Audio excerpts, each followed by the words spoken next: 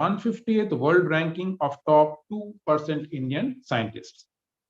Dr. H.R. Nagendra graduated in mechanical engineering and continued his studies to secure a doctoral degree from the Indian Institute of Science, Bengaluru.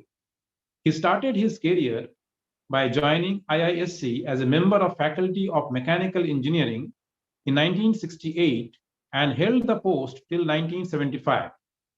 In between, he served as a postdoctoral fellow at the University of British Columbia in 1970, followed by a stint at Marshall Space Flight Center of NASA during 1970-71.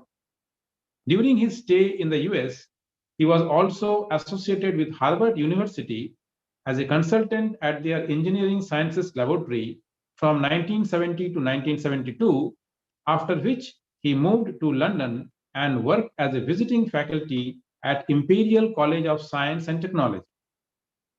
Returning to India, he resumed his career at IISc, which would stretch for 2 more years till he started his association in 1975 with Vivekananda Kendra, a spiritual organization founded in 1972 by Eknath Ranade, by taking up the post of honorary director of the training center at the organization's headquarters in Kanyakumari. So we are really fortunate to have him today, and he has received a large number of awards, and he's a real knowledgeable person because he has authored so many books and also research. So he is a foremost authority on yoga today, and we will listen from him. So he has sent us a small video. So let us listen to the video.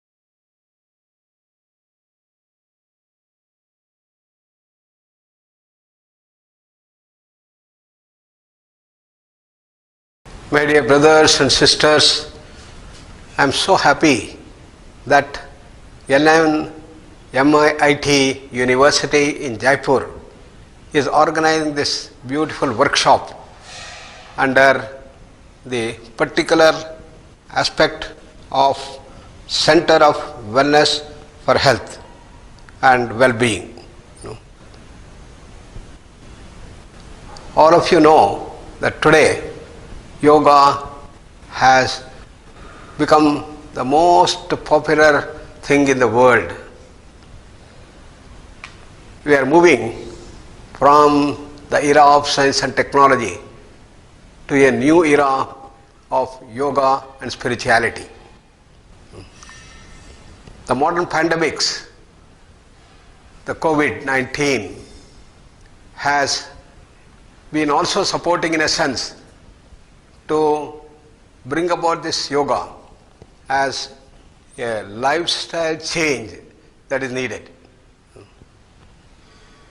All of us, we have been running and running and running in quest for more and more wealth, more and more sense pleasures, and the whole world was caught in this dimension of speed and greed.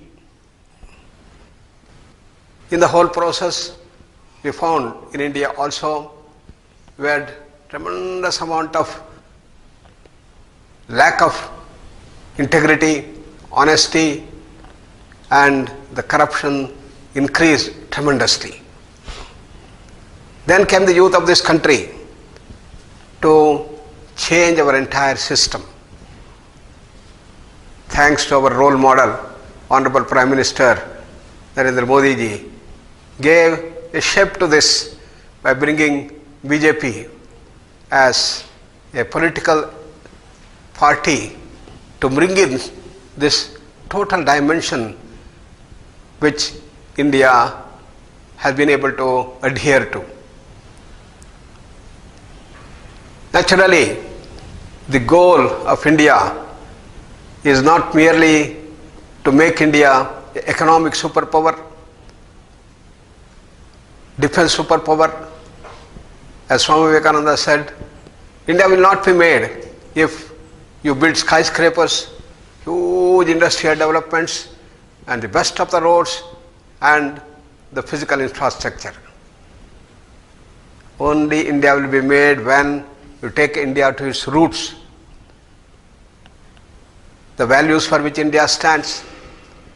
Renunciation and service are the twin ideals of India, and this has to be installed.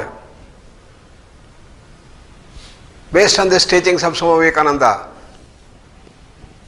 his greatest devotee, our Honorable Prime Minister, is bringing India in this direction. The solution given by Swami Vivekananda is to bring the yoga dimension. Earlier we had yoga is essentially one of the Shat Darshanas, and Patanjali Yoga Sutra formed the basis for yoga. Then we had the Jnana, Karma and the Bhakti as three more tools for our growth. But Swami Vivekananda, in the modern era of science and technology, said that we have to use all these for bring about a new consciousness-based approach society, because we have been now guided by modern science and technology as a matter-based paradigm, which says that everything is nothing but matter, atoms, molecules and all that. And out of that comes the prana or the mind and the emotions, the intellect and everything, consciousness, everything is an offshoot of matter. If matter is not there, physical thing is not, nothing is possible. So, as Professor Amit Goswami mentioned, you have to completely turn tables in modern science. You have to move from this matter-based paradigm to the consciousness-based approach. Consciousness is primary and matter the end product. According to the Upanishads, according to the yogic knowledge base, we know that everything is created from Anandamaya Kosha. Then comes down the Vijnanamaya Kosha, Manomaya Kosha, Pranamaya Kosha, and finally the physical, Annamaya Kosha. So according to yoga, we all have not just the physical body, but we have four more bodies. The physical body is called Annamaya Kosha. Then we have Pranamaya, Manomaya, Vijnana, Anandamaya Kosha. And all these are in continual change. For example, in our body, every day a billion cells get created, a billion cells get destroyed. So since we came to this workshop, all our bodies are changed already. It's ever fresh, ever changing. Similarly at the world at large, in the samashti, in the entire world, we have the physical world featured by energy, described by electromagnetic field. Then we have the bioplasmic field. Then above that is the mind field or the astral field, as it is often called.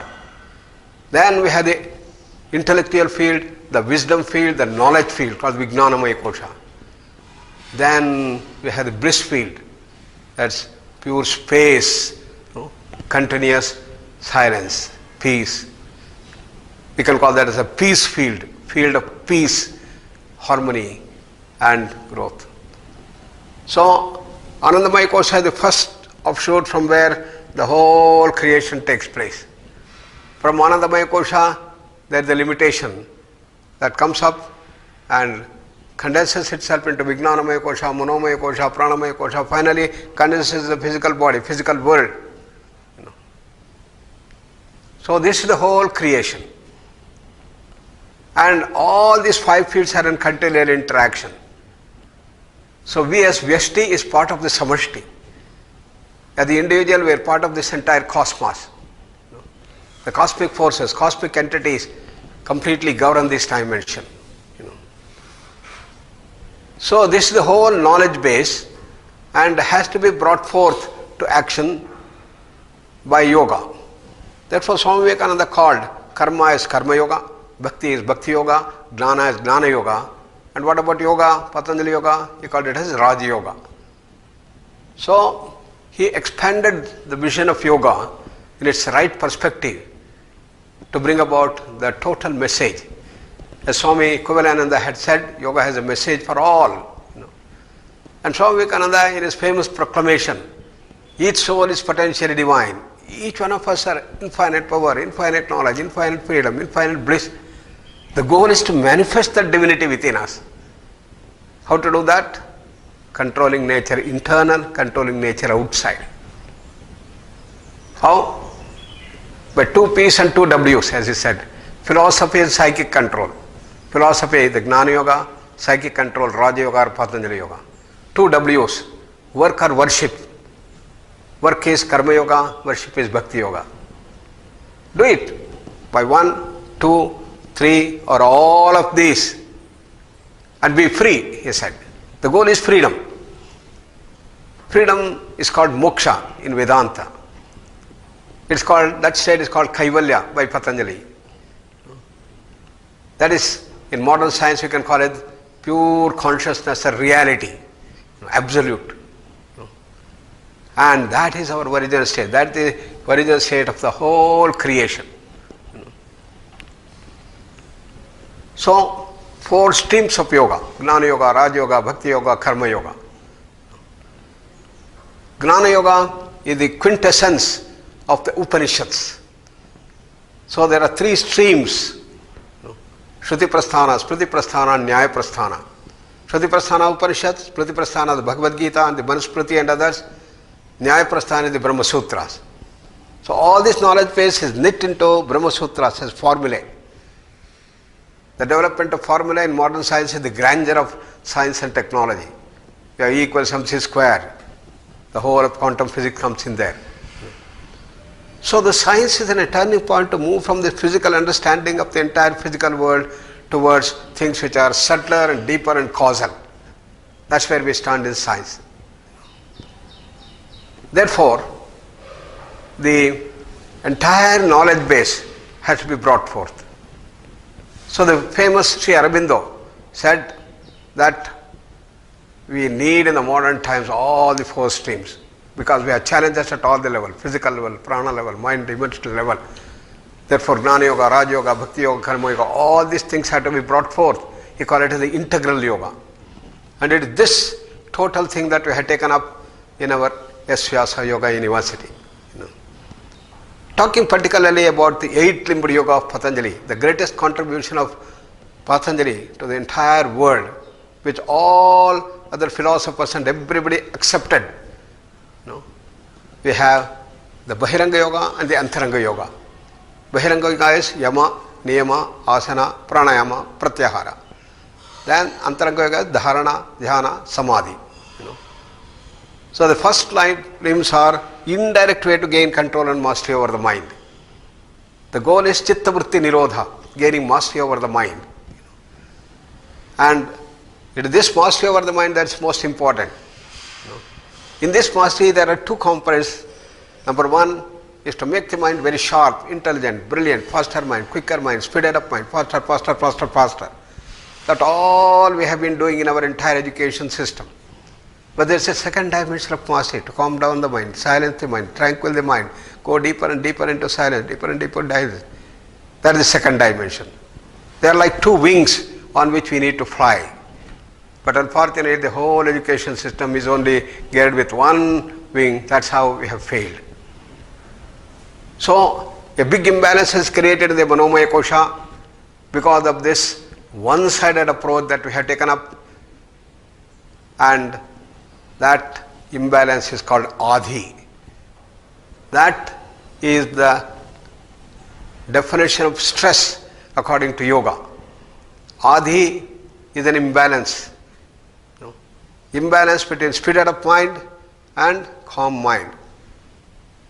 And that speeded up mind is going to bring about a big imbalance in the pranamaya kosha. And that imbalance in the pranamaya kosha brings about haphazard movements of all pranas which govern all our physiological functions in the body. What happens first thing is an imbalance in the left and the right nostril. Haphazard breathing, shallow breathing, and jerky breathing. This is what happens at the breathing level.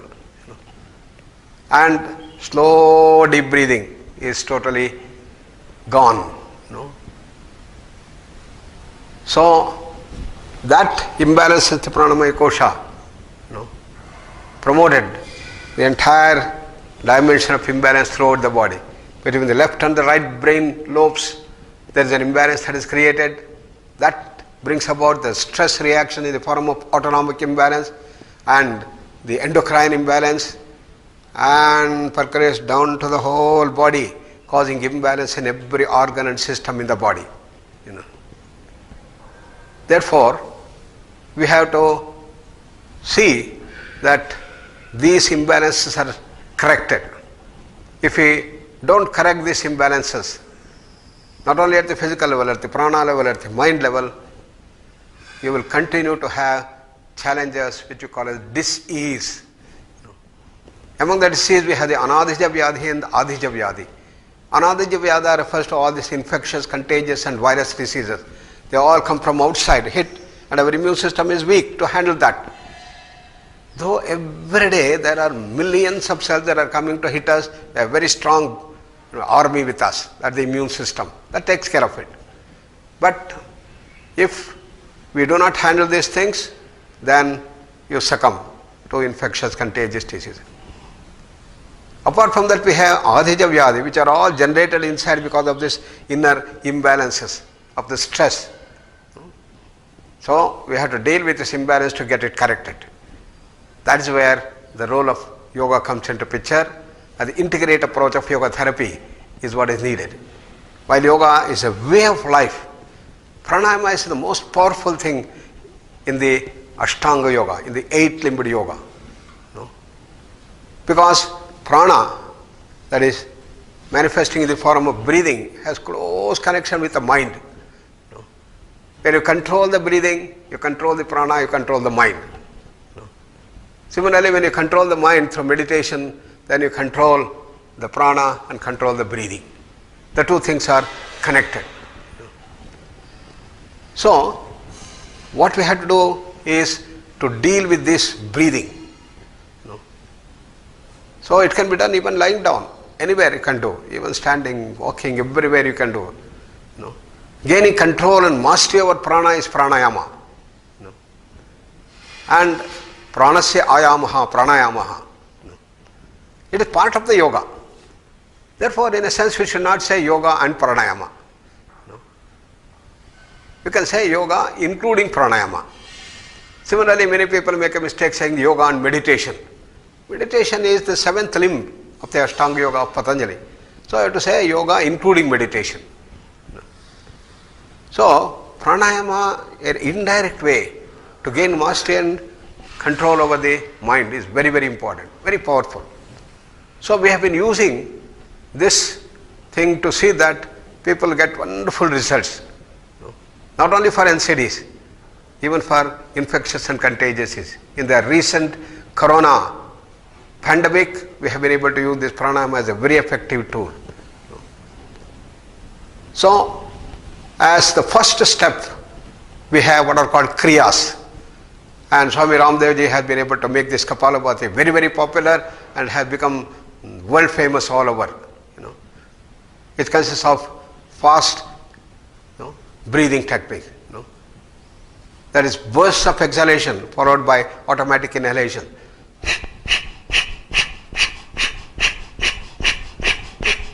120 strokes per minute is the standard. This will cleanse our entire system, respiratory system, and builds up the energy that's needed. And it stimulates the brain. And therefore, it's called Kapalabhati. Kapalambhati iti Kapalabhati. And that is the first step called the cleansing techniques, the kriyas. That's how we start gaining control and mastery over the breathing. The second is to bring our breathing system to normalcy. For that we have sectional breathing. We have to see that all the three sections of the lobe, the lungs, we have the three lobes, the lower lobe, the middle lobe and the upper lobe in the lungs. And we have to see that the breathing takes place in all the three lobes. But because of the imbalances, only the entire lungs is being used only partially.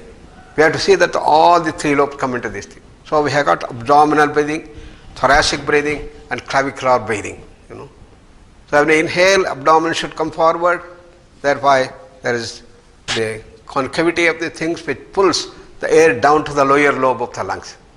Then in the second you expand your chest, therefore the middle lobe gets expanded and the air comes and fills the entire middle lobe. And then we have the third, you keep the shoulders up and back, therefore the air enters into the upper lobe also. In the right lung we have all the three lobes, and the left we have got only two to accommodate the heart. This is called sectional breathing. This makes the use of the lungs fully. This is how the breathing becomes more rhythmic and normalized breathing, 15 to 18 breaths per minute, and you start gaining control over the mind. Then comes the pranayama, in which you have to slow down the breath. Normal breathing 15 to 18. We have to reduce the speed of the breathing from 15, 10 per minute, 5 per minute, 3 per minute, 2 per minute, 1 per minute. How to do that? There are two schools. One, you inhale and hold the breath. Exhale and hold the breath. This is called Kumbhaka Pranayama. And the Hatha Yoga and other systems, they say that Kumbhaka is a must. Without Kumbhaka there is no pranayama. But there is another school to slow down the rate of breathing. You slow down the exhalation and slow down the inhalation. This has been mentioned in the Yoga Vasishta, Vasishta. The goal, when you slow down the breathing, the mind will slow down, and thereby you gain control and mastery over the mind. Various types of pranayamas have been incorporated, we know. We have got the slowing down of the breath, breathing, slow breathing, inhalation and exhalation. You can do that any time of the day, sitting, standing, walking, anywhere, and that's the beauty of the pranayama you can do. So we have been able to use this even lying down on the bed for very serious patients also. Slow breathing, it works wonders. And then we have the balance between the left and the right nostril. This is very important to bring control and mastery over the breathing and prana in the Ida and Pigala, in the subtle dimension pranayama is necessary. That we have the Nadi Shuddhi pranayama. Then we have to develop the awareness of breathing. And we use the coolness, Shitali, Sitkara and Sadanta pranayama and the Ujjayi pranayama. They help us to develop the awareness of the entire respiratory tract down to the lungs and the air coming out from there.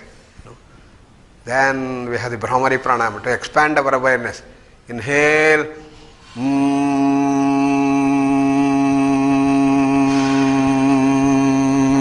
the whole body should resonate as one whole, and that is the dimension of Brahmari, the humming sound of the bee.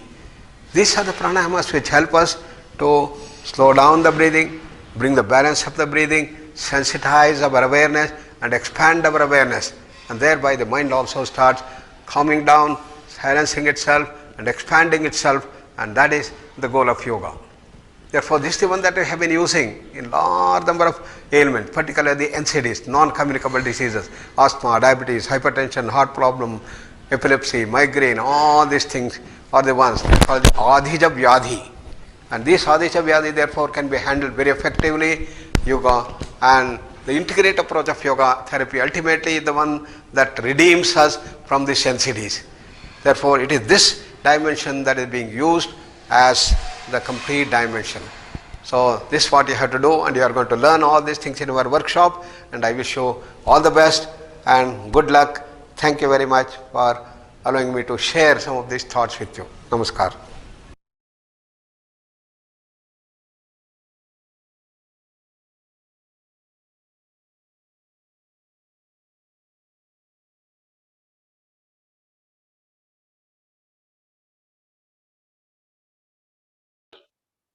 For this elevating short video. Now, Dr. R. Nagaratna, She is an MBBS doctor, MD, MRCP, and DSc. She is also the medical director of Arogya Dhama. She will be dealing with all the questions today. So any of you, if you are having some questions, please write in the chat box. And I request her to answer those questions. So we are very, very fortunate to have Didi with us. And she's very active. Once I had an opportunity to go there and stay there for 10 days. So it was great listening to her. And I'm very glad that today she is here with us. Pranam Didi. Namaste. She is not able to hear? No.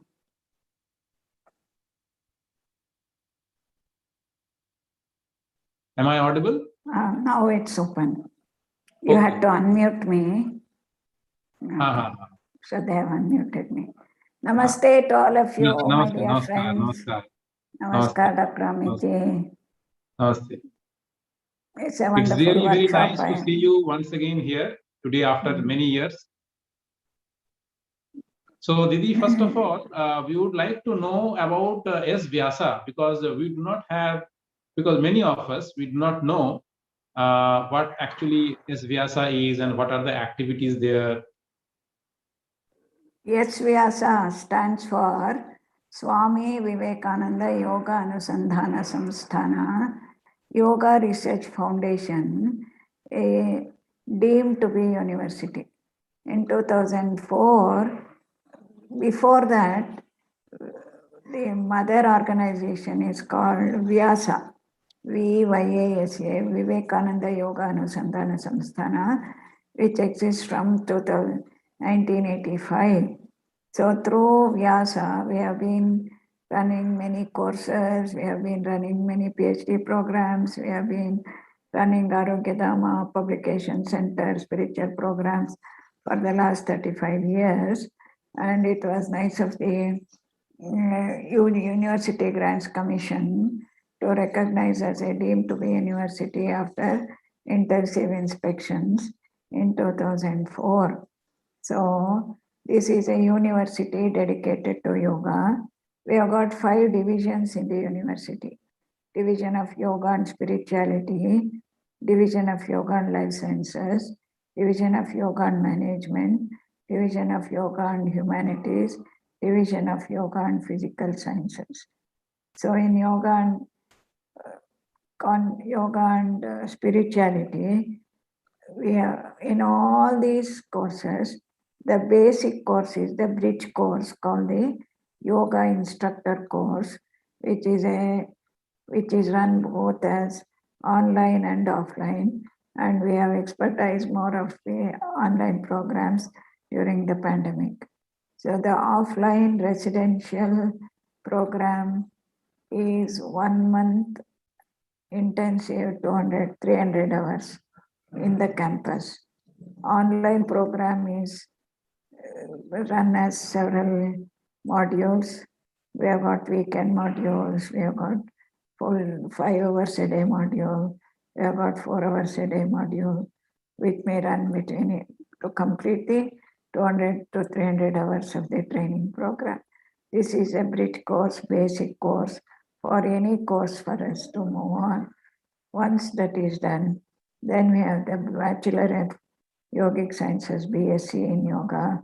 Again, in that it can be in the consciousness or therapy. Then we have the MSc. In MSc, we have got several sub-categories. You could have yoga, MSc Yoga Therapy, MSc Yoga and Consciousness, where you go into deeper understanding of the spiritual basis and do projects on the basic scriptural references, or yoga in Vedic therapy, where we use mantras, havanas, yognas in therapy. So like this, there are several MSc programs, again both available as online and offline programs. Then ours is mainly a higher education institute where we have large number of PhD students. We have more than 100 PhD students who are ongoing doing PhD, and about 40 of them have already completed their PhD ever since we became a university. So this is, the PhD can be in different, in in any of the 5 divisions. The 5 divisions, as I mentioned, you could register for PhD. The basic requirement for registering for PhD will be any master's degree in any field of science or arts, followed by an entrance examination. Apart from this, the university runs a medical graduate degree college called, in which they become Bachelor of Naturopathy and Yogic Sciences, a medical degree in naturopathy and yoga. In the campus, we also host Bachelor of Ayurvedic Medical Science, which is also a medical degree, which is run under the Rajiv Gandhi University. So this is in brief the introduction to our university. We are hosted in a big campus of 115 acres in the south of Bangalore, in the midst of, beyond all the hustle bustle of the major city, in a beautiful aerated forest-like valley where we are facing the east from the valley. Maybe I could take more questions if you have any, Dr. Amit. So I hope, Didi, that all these information, they are displayed in the website. Yeah, very much available in there. So people from all over the India or all over the world, they can look at it, and also they can do online courses, isn't it? When you mentioned about the world, we have got Vayu Vivekananda Yoga University in USA, Los Angeles. So you can register for the program for master's degree in Vayu also. We also run courses in China, Singapore, and where else? China, Singapore, and Japan, in Japanese language. Great. And all these courses can be done online also, many of them. The one in Vayu is totally online. It's an online university. Yeah. Which existed. The online universities in America exist for several years, and our Vayu is also an online university. Didi, I heard that S-VYASA is doing a lot of research in yoga. Now, a common man or a person like me, how can we be benefited, or how can we know that what are the research and what is the result? All our research publications are PubMed indexed. So it is all available, the entire list of 720 research publications. If you click on to publications of S-VYASA on Google, you will get the link for all of them, all the 750 references. You just copy that particular paper you want and stick it on the Google. You will open the paper. Okay, that's great. There is a question by someone, so let me ask you this question. This is on yoga. So the question is, why headstand is known as the king of asana? What are the benefits of Sirsasana? Physical and spiritual benefits. How long one can hold this pose for the greater benefit? See, there are 3 major sutras that Patanjali gives when we have to use physical body for moving towards the highest goal of life, that is Yujyate Anena Iti Yogaha, to merge the individual consciousness with the universal consciousness. To reach that, asana is one of the techniques. So when we do an asana, we have to do three things, he says. The first definition of asana is sthira sukham asanam. That is maintained effortlessly for a long time and with effortless, blissful awareness of the mind, which has reached a state of total blissful field, the Anandamaya Kosha, while maintaining. So to do that, so using the body, because the whole problem for reaching the state of yoga is the monkey mind, which wanders here and there. You want to reach and say that, oh my dear mind, be quiet now, don't do any thinking. How long can you sit? Mind wanders. So they designed to use the body, get mastery over the body by using the body in various postures, and through that take off to the silent state of mind.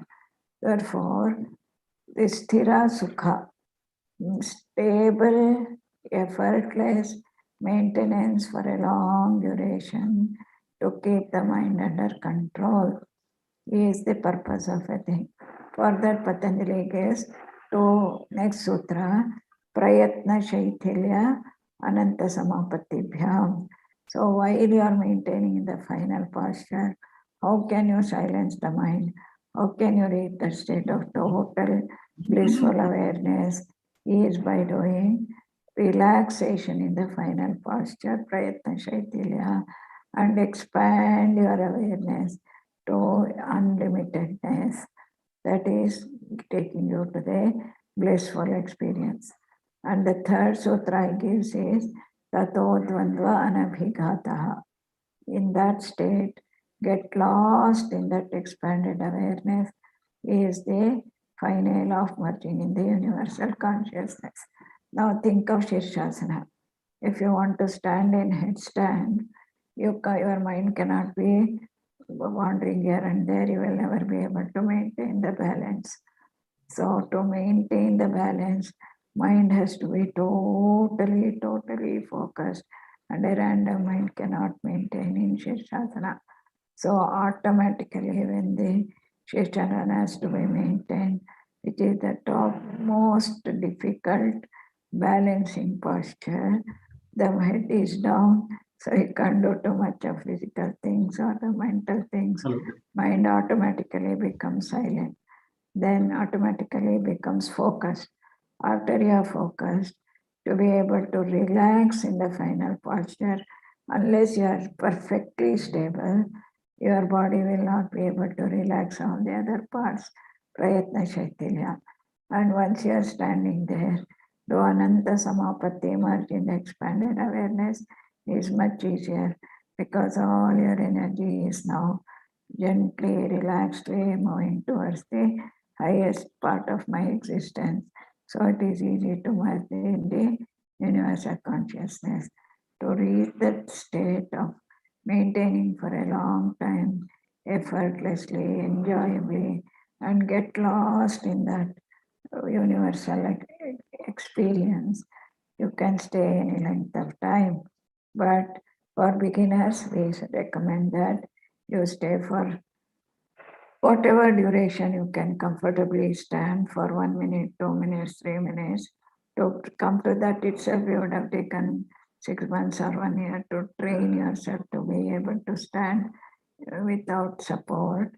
And after 1 year, slowly, gradually increase the duration of the standing, all only looking at the mind. What is happening to my mind when I try to maintain for a long time? And there is no limit to that. In this context, I would like to say, one of our students who has entered Guinness Book of World Records after 15 years of practice, of course, that he is able to stand in Shirshasana for 3 hours. I'm not saying that all of you should work towards that, but that is possible.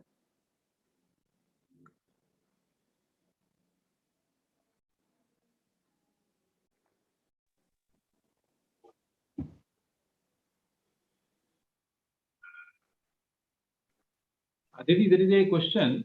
What is the basic difference between cyclic meditation and normal meditation? In cyclic meditation has been designed basically for a very, very stressful mind, very wandering mind, very agitated mind, where you want to sit in a single position for a long time using a japa. The mind does not listen to us. Therefore, we have used the principle of meditation. What is the principle of meditation? Pratyaya ekatanata dhyanam, single thought, effortless flow of a single thought on the background of wakefulness. So that background awareness effortlessly, slowly is maintained. But in cyclic meditation, we use body movements for that. Most of the normal meditations, you sit in one position and use a mantra. Even then the mind may not listen to you. Therefore, when you use very, very slow body movement, keep the mind continuously aware of the slowness and the movement, and turn and feel the change that is happening in the muscle, then the mind can be handled much more effortlessly. That is the major difference in the usual way meditation is taught and the cyclic meditation, using body postures for meditation. Didi, how effective is the yoga and pranayama for cancer? Please don't use the word yoga and pranayama is what Guruji said just now. Yoga. Yeah, we have had 4 or 5 PhD students who are added on yoga. Each PhD student has to publish 3 papers in index journals, and we have shown that add-on yoga at all stages are very useful. From day 1 of diagnosis, during surgery, during radiotherapy, during chemotherapy, to reduce the side effects, and lifestyle change, weight management, appetite management, nausea, vomiting reduction, side effect of this chemotherapy being reduced, all these during the therapy. Post-therapy, very, very important to prevent recurrence is the biggest challenge for any cancer therapy in medical science. So long-term regular yoga management not only prevents recurrence, we have had large number of people where in stage 4 cancer also, where no other therapy is available, they used yoga, lifestyle change. Yoga is not just asana or pranayama, it is a lifestyle change, mind management, regular timely meal, regular detoxification, bowel cleansing, pranayamas, regular meditation. We teach them advanced meditative techniques which has helped them to even survive longer. To give you a simple example, we had one person with lung cancer who had advanced disease stage 4 cancer. Doctors had given up and he came here in an ambulance. For a person who is so weak, so tired, with so many respiratory and general weakness, we have 7 different types of meditative techniques, plus diet, etc., and mind management. With all this, to cut the long story short, he stayed in the campus for a long time, and he said, I'm not going to go home because doctor had already given up my case. They had given me that I'll die after 2 months. I have survived. I'm not going to go back. Let my family manage themselves. Luckily, his family was well settled. He stayed in the campus. एक साल के लिए became our cancer treatment yoga teacher. After about 1 year, he gets a phone call from the hospital where his name was registered. A Mani Bhaiya ka death date kya hai? So he said, I'm not dead, I am alive. Because the hospitalists expected that he would be dead and gone and phone would be with some relative. But he said, नहीं, मैं वही मणि हूँ, मेरा death नहीं हुआ है, मैं बिल्कुल ठीक हूँ, मैं आके आपको दिखाऊंगा. So these are some miraculous examples who can cure themselves with yoga. So is it the pranayam which is very effective? Is it mind management, sir? Mind management. Mind management, use any of these techniques. As I told you, we have got cyclic meditation at the body level, mind sound resonance technique at the mind level, prana energization technique at the prana level, Visak Vijnana Sadhana Koshala at the Vijnanamaya Kosha level, Anandamrita Sinchana at the Anandamaya Kosha level. At the end of it, absolute fearlessness is the key for curing cancer. So one has to go there and stay there, isn't it? Preferably, but we also have online classes. We can teach online also, but when they come here, we have got intensive programs, 8 hours a day, asana hoga, pranayama hoga, meditation hoga. If there are minor illnesses, we do. In fact, during the pandemic, we did only online programs. Even that gave very good results. Have you dealt with cases of neurological problems? In neurology, we deal with multiple sclerosis. We work in collaboration with the Neurological Institute, Rehabilitation Institute in Germany. Multiple sclerosis is a very common disease where we treat yoga and we get very good results. Parkinson's, early stages of Parkinson is another condition where we are getting very Parkinson? Curable is not the word, but their quality of life improves, their functionality improves, dose requirement reduces, and their life becomes much more functional. Then we deal with stroke rehabilitation. We also deal with mental retardation children, autism children, and what other neurological conditions. Motor neuron disease, some reason. Alzheimer's, early stages, not advanced stages. Early, when they have lost their memory completely, nothing can be done because they have to learn to introspect and work on that. But when they are just starting the memory impairment, it is very, very useful to prevent the progression of the condition. Any other question?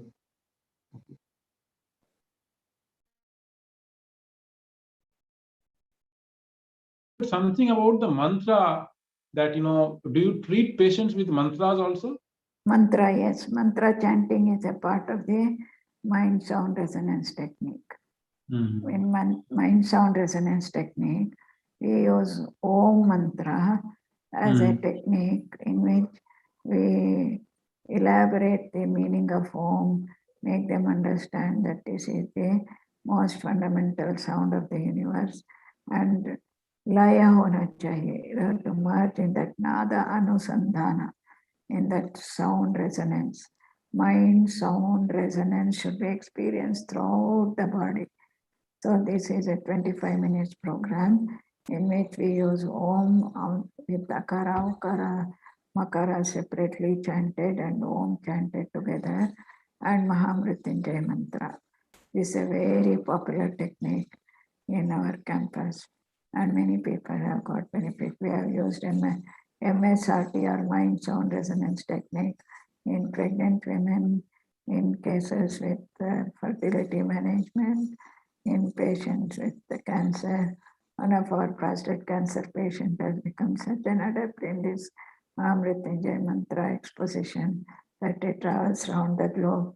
So because I have cured myself through MSRT, I want to promote this karke. We use other mantras also. Good. Very nice. Didi, one last question because there are no other questions.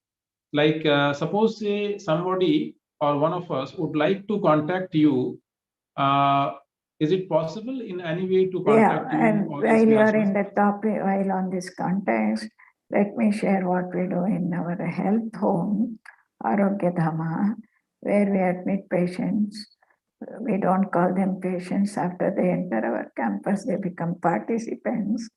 And anybody who would like to contact will contact our reception.